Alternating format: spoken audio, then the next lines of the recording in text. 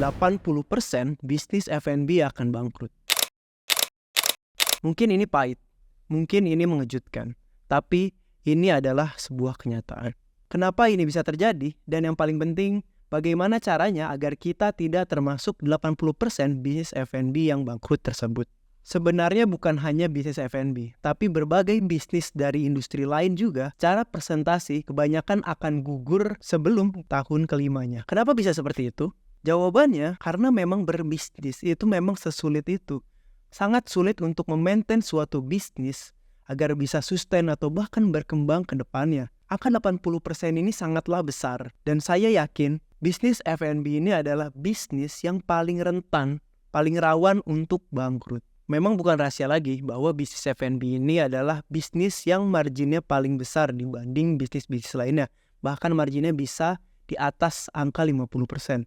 Sudah begitu, market dari bisnis F&B ini juga sangatlah luas karena semua manusia memang butuh makan dan juga minum. Selain itu, bisnis F&B juga adalah bisnis yang menawarkan prospek yang sangat-sangat menggiurkan. Bisnis F&B yang berhasil bahkan bisa balik modal dan untung berkali-kali lipat dalam waktu kurang dari 1 tahun. Tapi di sisi lain, bisnis F&B juga memiliki resiko dan tantangannya yang juga sebanding. Jadi bisa kita bilang bahwa bisnis F&B itu jika untung akan untung banget, tapi kalau rugi juga bisa rugi banget.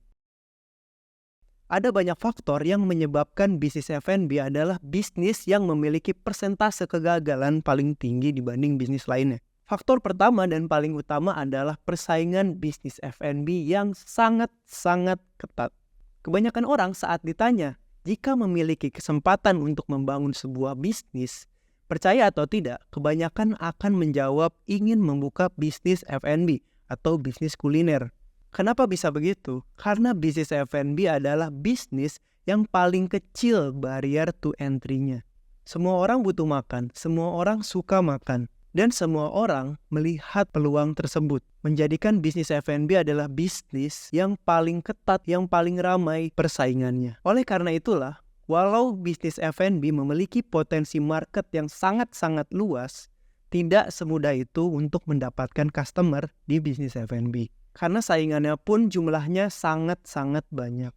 Hal ini bisa kita lihat di sekeliling kita, bahwa jumlah pebisnis F&B makin hari makin bertambah banyak secara signifikan. Sementara di lain sisi, jumlah customer-nya juga tidak bertambah secepat pertambahan bisnis F&B-nya. Hal ini membuat kita harus berusaha lebih keras untuk menarik perhatian customer dan juga mempertahankan customer tersebut. Lalu faktor kedua adalah incompetence atau ketidakmampuan si pebisnis F&B dalam mengelola bisnisnya. Memang tidak semua, tapi kami tidak jarang menemui pebisnis F&B yang tidak memiliki knowledge dan juga kemampuan yang mumpuni untuk membangun bisnis F&B. Beberapa bahkan cenderung meremehkan aspek-aspek yang seharusnya mereka pikirkan sebagai pebisnis F&B, seperti analisa pasar, analisa kompetitor, branding, marketing, strategi keuangan, dan lain-lainnya. Kebanyakan dari mereka cenderung hanya membanggakan masakan mereka yang enak dan juga tempatnya yang nyaman, tanpa peduli hal-hal lain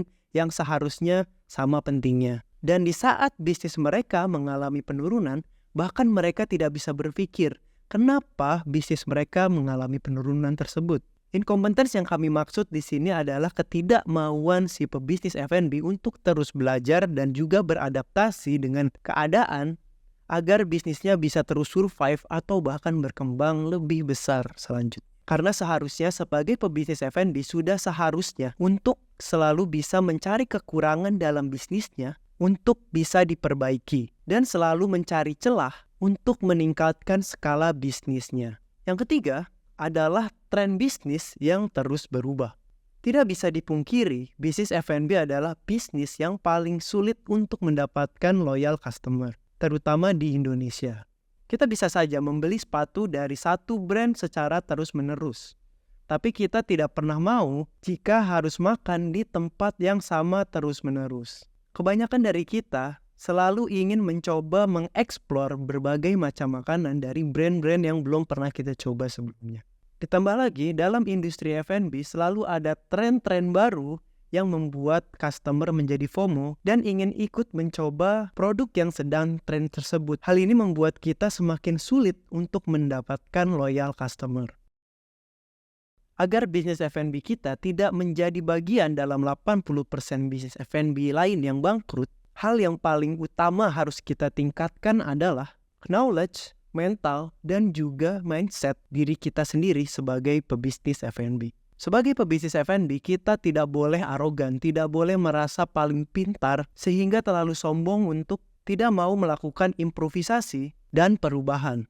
Kita harus terus merasa bodoh, kita harus terus belajar, kita harus banyak mengevaluasi bisnis kita, terus mengikuti perkembangan, terus mencari celah dalam bisnis kita agar bisnis kita bisa terus berkembang. Dan juga terus mencari bagian mana yang bisa kita tingkatkan. Kita tidak bisa hanya membangun bisnis lalu menyerahkannya kepada supervisor atau manajer. Kita juga harus bisa melihat bagaimana karyawan kita bekerja, bagaimana reaksi customer terhadap produk dan servis yang kita sajikan, memantau bagaimana cash flow bisnis kita, dan terus mengevaluasi bagaimana strategi bisnis, keuangan, marketing, dan juga branding bisnis kita. Ingat ini baik-baik, sebagai pebisnis kita adalah kapten dari sebuah kapal bisnis kita.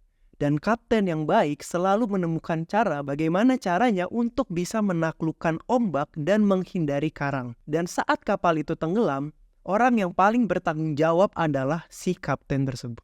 Kami akan mengakhiri video ini dengan satu quotes yang harus kalian pegang sebagai pebisnis. Kapten yang hebat bisa membawa kapal rongsokan untuk menyeberangi lautan. Dan kapten yang buruk akan membuat kapalnya tenggelam bahkan sebelum berlayar.